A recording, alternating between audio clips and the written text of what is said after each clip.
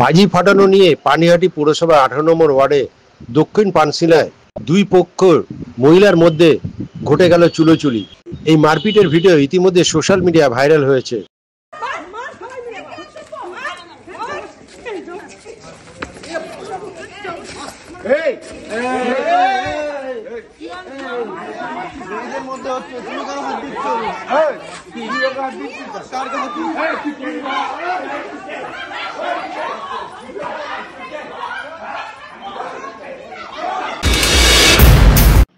হয়েছিল বলতে সেদিন রাত প্রায় 2টো নাগাদ বেপাড়ার কিছু ছেলে মেয়ে এসে আমাদের এখানে খুব বাজেভাবে ড্রিঙ্কস করছে, স্মোক করছে, সেইগুলো তো আছেই, উপরন্তু বাজি ফাটাচ্ছে।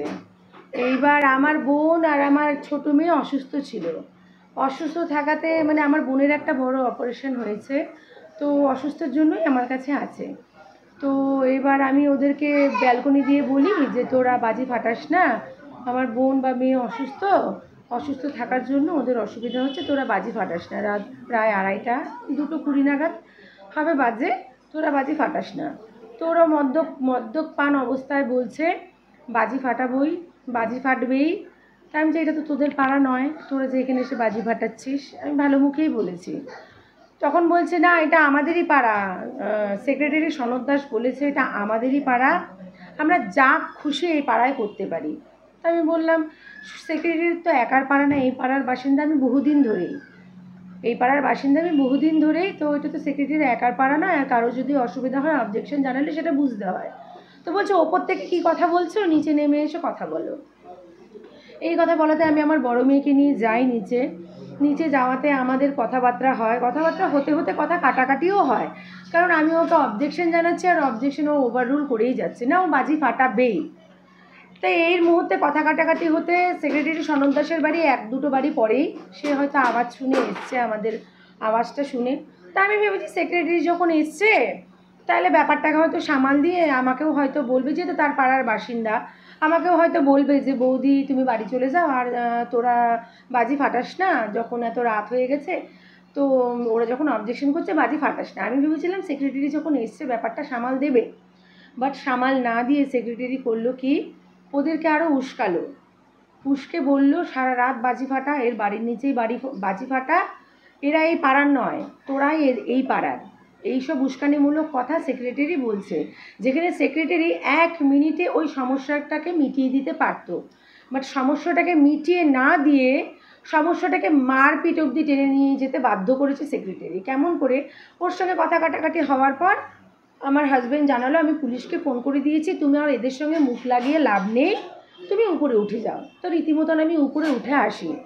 আমি যখন উপরে উঠে আসি, নিচ থেকে বেপাড়ার ছেলে আর পাড়ার ছেলে মেয়ে মিলে একসঙ্গে মিলে বলছে এই কলকাতা পুলিশের বাচ্চা নিচে নেমে আয়, দেখি তোর কত দম, এই এখানেই বাজি ফাটা, এদের নিচেই বাজি ফাটা, এদের রংবাজি বের করব, কী রংবাজি করেছি জানি না, এদের রংবাজি এদের ওই বের করব, বিচ্ছিরি খিস্তি মেরে আমাদেরকে মানে হেনস্থা করে যাচ্ছে নিচ থেকে সমানে। কারণ তখনও পুলিশ আসেনি। আমার হাজব্যান্ড ফোন করে দিয়েছে, যেহেতু আমার হাজব্যান্ড আইনে আছে, আইনজীবী, তো আমার হাজব্যান্ড সেই আইনের ব্যবস্থাই নিয়েছে যে আমার বউ বাচ্চাকে ভীষণভাবে হ্যারাসমেন্ট করা হচ্ছে, আমি অন ডিউটিতে আছি, আপনারা দেখুন, পরিস্থিতি গিয়ে দেখুন আর সামলান। স্বাভাবিক মতন খড়দা থানার, আমাদের লোকাল থানা খড়দা থানাতে যখন জানানো হয়েছে, খড়দা থানার পুলিশ রওনা দিয়ে দিয়েছি ইতিমধ্যেই। তা আমরা ওরা যখন নিচে এই বাজে কাণ্ড কারখানাগুলো, মদ খাচ্ছে, গালাগাল দিচ্ছে, বাজি ফাটাচ্ছে, কলকাতা পুলিশকে নিয়ে গালাগাল দিচ্ছে, ইতিমধ্যেই কলকাতা পুলিশ থেকে ফোন আসে যে আমরা আপনাদের বাড়ির লোকেশনের কাছেই চলে এসেছি, কিন্তু কোন গলিটা বুঝতে পারছি না, এই গলি না ওই গলি, আপনারা নিচে নেমে এগিয়ে আসুন। তা আমরা যখন নিচে নেমে এগিয়ে যাব, তো ওরা প্রি প্ল্যান করে রেখেছে যে আমরা নিচে নামলেই ওরা পেটাবে, কারণ ওরা তখনও জানে না আমরা পুলিশকে খবর দিয়েছি, তো ওরা একটা প্রি প্ল্যান করে রেখেছে আমাকে আমার মেয়েকে ধরে পেটাবে। তো রীতিমতন ওরা আমার মেয়ের গায়ে হাত দেয়, এই হাত দেওয়াতে আমরাও দিই ওদের গায়ে হাত, ওরা যেমন হাত দিয়েছে আমরাও দিই, দেওয়াতে মেয়ের মারপিট হয়েছে, ছেঁড়াছিঁড়ি হয়েছে, আমার মেয়ের জামা ছিঁড়েছে, সব ঠিক আছে।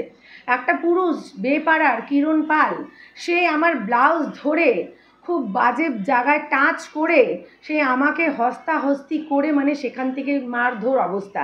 তাই সেই মারধরে সামিল ছিল সেক্রেটারি সনদ দাসের বউ গোপা দাস।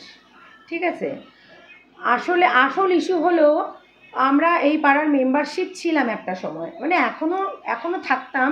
তার কারণটা মেম্বারশিপ থাকাকালীন আমি 5,000 টাকা করে দিয়ে যাচ্ছিলাম। তা আমার শাশুড়ি মা অসুস্থ হয়ে যাওয়াতে আমাদের একটু আর্থিক পরিস্থিতিটা খারাপ হতে আমি 5,000 টাকা করে দিতে পারছিলাম না। আগের বছর দিয়েছিলাম 1500, তখন থেকে ওদের একটা রেষারেষি 1500 টাকা কেন দিলাম।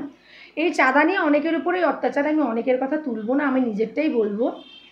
তো আগের বছর 1500 টাকা দিয়েছিলাম, এই বছর দিয়েছি আমি 600 টাকা। আমাদের ফ্ল্যাট কমিটি 600 টাকা করে চাঁদা দেয়, এটা আমাদের সিস্টেম। ফ্ল্যাট কমিটি সবার মিলে 600 টাকা করে চাঁদা দেওয়া হবে, তা আমিও সের মধ্যেই 600 টাকা এবার দিয়েছি। আমাকে লিখিত পাঠালো দিব্যেন্দু সাহা শালিনী অ্যাপার্টমেন্ট 2 থেকে যে 600 টাকা চাঁদা দেওয়া হয়েছে, 600 টাকা চাঁদা দেওয়ার জন্য সেই চাঁদাটা আমরা ফেরত করলাম। তা তার এগেনস্টে আমার বল লিখলো।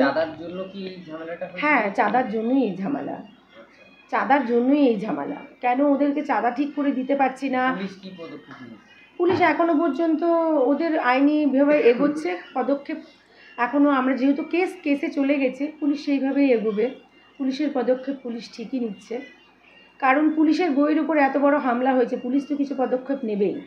ঠিক আছে, ওরা এখন পাড়ার কিছু লোককে জোট করে ওরা সবসময় বলে এরা এক ঘরে, এদেরকে ডলে দেবো, এদেরকে কেটে দেবো, এদেরকে ছেটে দেবো। যেহেতু আমার বাপের বাড়ি নর্থ বেঙ্গল, ওখান থেকে আমি এসছি, ওরা সবসময় একটা জিনিসই বোঝাচ্ছে এরা পাড়ার থেকে এসছে। কিন্তু ওদের বাবা কাকার কালেও বাইরের থেকে অনেকেই এসে এখানে বসবাস করতো, আমি প্রথম নই।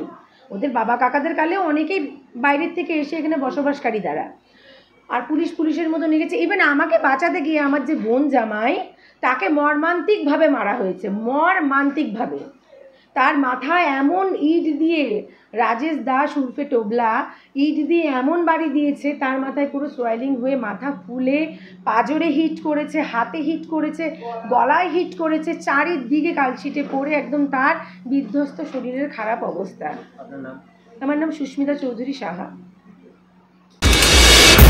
কিছুদিন আগে পাড়াতে এরকম আমরা রাত্রেবেলা ঘুমাচ্ছিলাম বাড়িতে, আমার বোন আছে 4 বছরের, আর আমার মাসিরও 2 দিন আগে অপারেশন হয়ে এসেছিলো।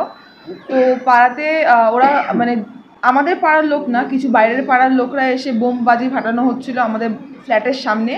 তো আমাদের ফ্ল্যাটের থেকে 2-3 জন অবজেকশন করার পরে আমার মা অবজেকশন করে কি যাতে এরকম করে বোম ফাটানো না হয়, আর খুব পোলাইটলি খুব ভালোভাবে ওদেরকে বলা হয় তাকে বোমটা না ফাটানো হোক।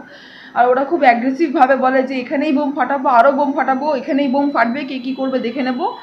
তো ওটা বলাতে আমার মা বলে তোদেরকে আমি বোম ফাটাতে দেবো না। তখন ওরা বলে কি তোমার নিচে নেমে কথা বলো। তো আমার মা আমাকে নিয়ে নিচে যায়। আমরা নিচে গিয়ে যখন ওদের সাথে কথাবার্তা বলি, তখন ওরা বলে যে এটা সনদের পাড়া, সনদদা আমাদেরকে অধিকার দিয়েছে, আমরা এই পাড়ারই লোক, আর আমরা এখানেই বোম ফাটাবো, তুমি কি করবে আমরা দেখে নেব, এরকম করে আমার মাকে বলা হয়। তো 1-2 কথা ওখানটা একটু ঝামেলা লাগে। তখন আমার বোন মাসি সবাই মানে ওই অবস্থায় সবাই নিচে যায় আমাদের সাথে। তো আমার বাবা আমাদেরকে ফোন করে বলে যে পুলিশকে জানানো হয়েছে। তো আমরা ওটা শুনে উপরে চলে আসি। তো যখন আমরা উপরে চলে আসি তখন পাড়ার কিছু লোকরা আরও বেরিয়ে আসে। সনদ দাস আমাদের পাড়ার সেক্রেটারি, উনি বেরিয়ে আসে, ওনার বউ বেরিয়ে আসে, ওনার মেয়ে বেরিয়ে এসে যখন আমরা প্রথমবার গেছিলাম তখনও হাতাপাইতে ব্যাপারটা নামেনি, তখনও কেউ আমাদের সাথে ওরকম গায়ে হাত দিয়ে কথা বলেনি। তো যখন সনদদারা আসে, এসে সনদদার নিজেও দেখিয়ে দেয় যে এদের বাড়ির সামনে গিয়ে বোম ফাটাও, সব ভিডিও আছে আমাদের কাছে, এভিডেন্স করা আছে, আমরা ফার্স্ট থেকে সব ভিডিও করেছি। ঠিক আছে, তো আমরা যখন বাড়িতে চলে আসি তো নিচে আমাদের পাড়ার কিছু লোক এসে বলে বাজে ভাষায় গালি দেয়, বলে নিচে নেমে আয়, দম থাকলে নিচে নেমে আয়। আমার মাও বলে কি তোরা এরকম কেন করছিস, আমরা তো জাস্ট অবজেকশন করেছি। তো আমাদের কাছে সব ভিডিওই আছে। আর ইভেনচুয়ালি তারপরে যখন পুলিশকে কল করা হয়, পুলিশ আমাদেরকে যখন বলে কি তোমরা নিচে নেমে আসো, আমরা গলি খুঁজতে পারছি না, তো আমরা নিচে যাই। যখন নিচে গিয়ে আমরা ওইদিকে আগাই, আর নিচে নামার আগে আমাদেরকে বলা হচ্ছিলো, আমার বাবাকে এরকম করে বলা হচ্ছিলো কি কলকাতা পুলিশের বাচ্চা নিচে নেমে আয়। যখন আমার বাবা তখন নাইট ডিউটি ছিল, সেদিন আমার বাবা বাড়িতে প্রস্তুত ছিল না। তো আমরা নিচে নেমে যাই। নিচে নেমে গিয়ে যখন আমরা বলি কি এরকম করে কলকাতা পুলিশের বাচ্চা কেন করে বলছো, তো ফট করে আমার গায়ে হাত দিয়ে দেয়। আর আমার গায়ে হাত দেওয়াতে আমিও চুপ করে থাকি না, আমিও আমার ডিফেন্সের জন্য আমিও আমার সেলফ ডিফেন্স করি, আমিও ওনার গায়ে হাত দিই। আর তারপরে আমার মাকেও ধরে ওরা পেটায়। প্রত্যেকটা বার মানে আমার গায়েও হাত ওনাই প্রথম দিয়েছে, আমার মার গায়েও হাত ওনাই প্রথম দিয়েছে। তো আমি আমার মাকেও বাঁচানোর চেষ্টা করি, ইভেনচুয়ালি আমাকেও বাঁচানোর চেষ্টা করি। বাট আমার মামা তো একটা ছেলে, তো যখন আমার মাকে একটা ছেলে এসে ধরে ওরকম করে টানা হেঁচড়া করছিল, তো আমার মামা ওই ছেলেটাকে জাস্ট সরাচ্ছিল ওখান থেকে, ওই সিচুয়েশন থেকে ওই ছেলেটাকে সরাচ্ছিল কি মেয়েদের মধ্যে যখন ঝামেলা হচ্ছে তো মেয়েরাই ঝামেলা করুক। তো আমার মামা যখন ওই ছেলেটাকে সরাতে যায়, পুরো ভিডিওতে পুরো এক্স্যাক্ট আছে সব কিছু, আমার মামাকে দুটো মেয়ে 4-5টা ছেলে মিলে এত বাজেভাবে মারে, এত বাজেভাবে হেনস্থা করে ওকে যে ওর মাথা ফেটে যায়, সোয়েলিং হয়, ইভেনচুয়ালি ওর গলায় হাতে সব জায়গায় মারা হয়। একটা মেয়ে খুব বাজেভাবে ওনাকে মেরেছে, যেই মেয়েটা ওনাকে বাজেভাবে মেরেছে ভিডিওতে সব কিছু আছে, ওই মেয়েটাই আবার বলছে আমার মামা নাকি ওই মেয়েটার গায়ে হাত দিয়েছে। বাট ভিডিওতে এভরিথিং ইজ ভিজিবল। তো এভিডেন্স হিসেবে আমাদের কাছে সব কিছু আছে, আমরা সব কিছু নিয়ে পুলিশের কাছে তুলে ধরেছি। আর আমার মনে হয় না কি দিদি এই রাজ্যে কোনো কিছু খারাপ চায়। তো এইসব নোংরা রাজনীতির লোকদের জন্য মানে শাস্তি চাই।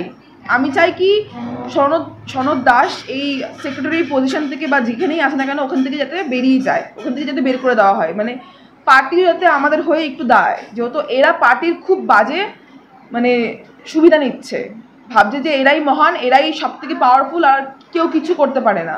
আমাদেরকে ধমকি দেওয়া হয় কি আমাদেরকে একঘরে করে দেওয়া হবে, আমাদেরকে যখন আমরা বেরোবো আমাদেরকে দেখে নেবে, আমাদের কি করে না করে। তো আমরা খুব আতঙ্কে আছি, আমরা বাইরে যেতে এখন ভয় পাই। রাত্রেবেলায় তো আমি মাঝে সাঝেই আমার টিউশন থাকে, আমি টিউশনগুলো রাত্রেবেলাতে না করে এখন দুপুরবেলা করছি, যে কখন কি হয়ে যায় কোনো প্রোটেকশন নেই।